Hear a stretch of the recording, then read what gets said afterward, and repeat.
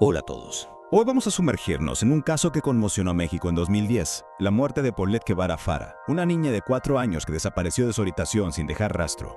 Un caso que a pesar de haber pasado tanto tiempo sigue despertando un gran interés y generando controversia. Efectivamente.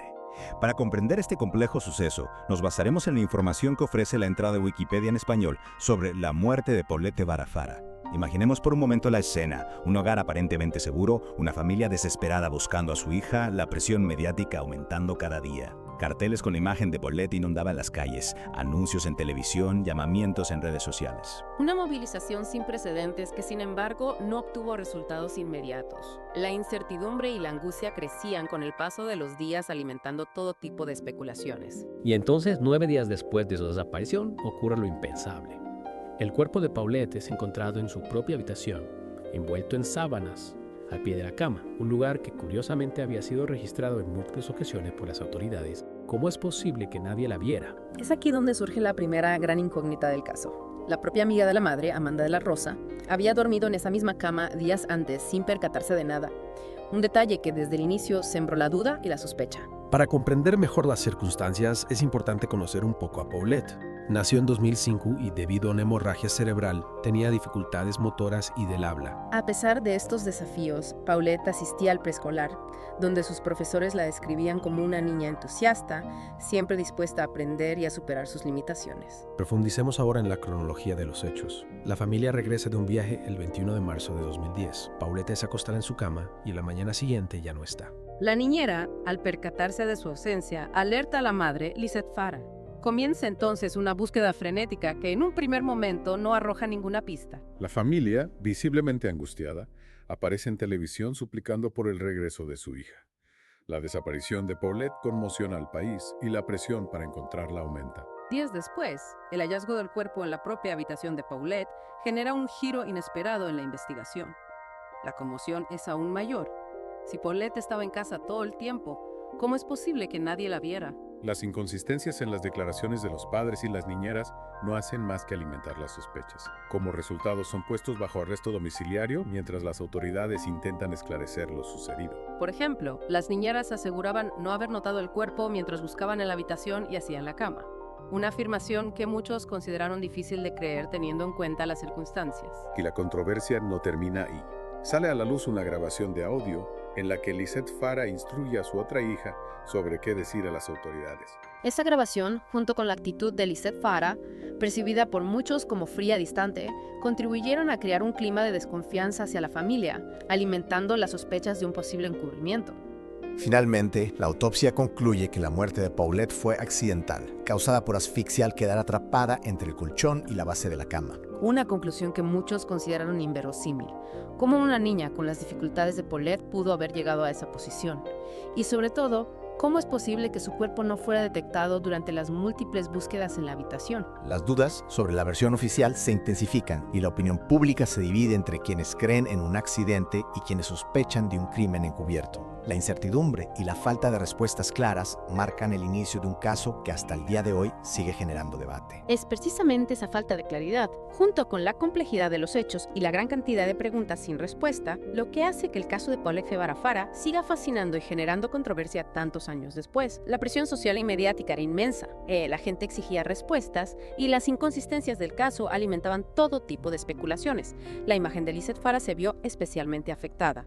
Sus apariciones en televisión, su aparente falta de emoción, generaron un fuerte rechazo por parte de la opinión pública. Es cierto que la percepción pública no siempre coincide con la realidad.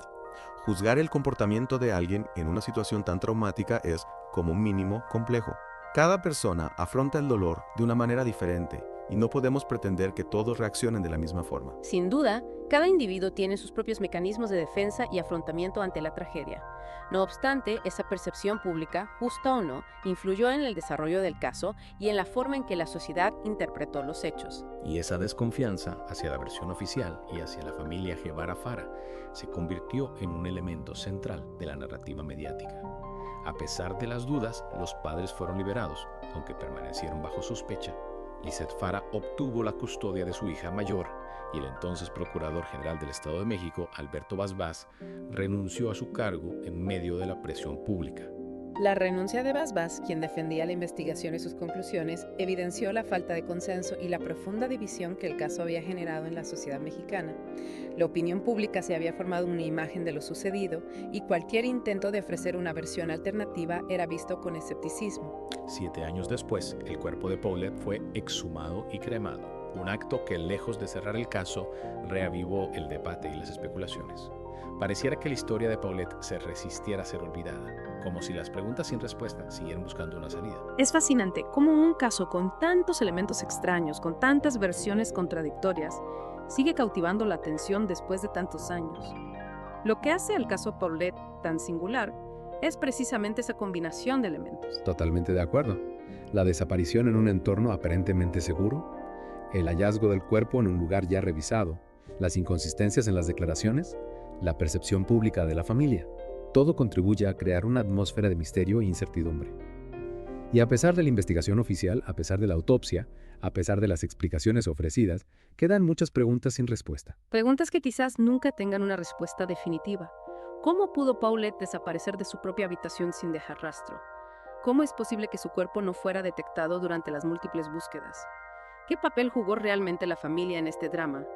Son preguntas que invitan a la reflexión, que nos hacen cuestionar lo que creemos saber y que nos confrontan con la complejidad de la verdad. En el caso Paulette, la verdad se presenta como un mosaico fermentado, donde cada pieza parece encajar y a la vez generar nuevas dudas. Un rompecabezas que nos desafía a reconstruir la historia, a buscar conexiones e interpretar los silencios. Y la cultura popular ha contribuido a mantener vivo el misterio. Amanda de la Rosa, la amiga que durmió en la cama de Paulette, publicó un libro titulado ¿Dónde está Paulette?, en el que relata su experiencia y sus dudas sobre el caso. La publicación del libro generó controversia. Algunos lo vieron como un intento oportunista de sacar provecho de la tragedia, mientras que otros lo consideraron un valioso testimonio que aportaba nuevas perspectivas al caso. También se han realizado producciones audiovisuales inspiradas en el caso.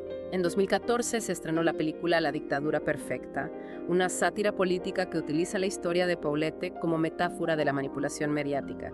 Y en 2020, Netflix produjo la serie Historia de un crimen, La búsqueda, que dramatiza los hechos y explora las diferentes teorías sobre la muerte de Paulette. Estas producciones reflejan el impacto que el caso tuvo en la sociedad mexicana y cómo, a pesar de tiempo transcurrido, sigue siendo una fuente de fascinación y debate.